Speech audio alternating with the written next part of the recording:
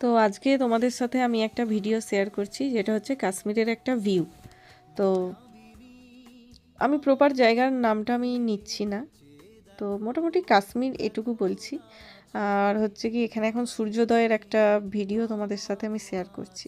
তো অনেকেই বলে যে স্বামী যেখানে থাকে সেটা হচ্ছে মেয়েদের বাড়ি। আমার এই কথাটায় একটু হয়তো মতবিরোধ আছে তাদের সাথে। যে ধরো যাদের হাজব্যান্ড বাইরে থাকে, যেমন আমার হাজব্যান্ডই বাইরে থাকে, কাশ্মীরে থাকে। তো কাশ্মীরে আমার হাজব্যান্ডের কোয়ার্টার আছে, আমাদের কোয়ার্টার 3 BHK কোয়ার্টার আছে।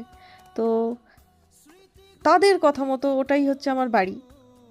আবার কিছুজন বলে যে হচ্ছে গিয়ে তোমাকে ধরো বাইরে আছে, তো আমার নিজের বাড়িতে থাকতে হবে, যেখানে হচ্ছে আমার শ্বশুর শাশুড়ি থাকে। অবশ্যই সেটা আমার বাড়ি, সেখানেও আমাকে দেখাশোনা করতে হবে। আবার অনেকে বলে যাদের ধরো ছেলে নেই, যে মা বাবাকে দেখতে হবে, সেইটা তোমাদের বাড়ি, তো সেটাও দেখতে হয়।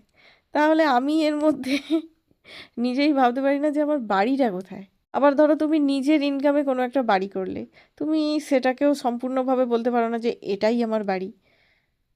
মানে কারোর সাহায্য ছাড়া তো কিছু হয় না, একা একা কারোর দ্বারা কিছু হয় না।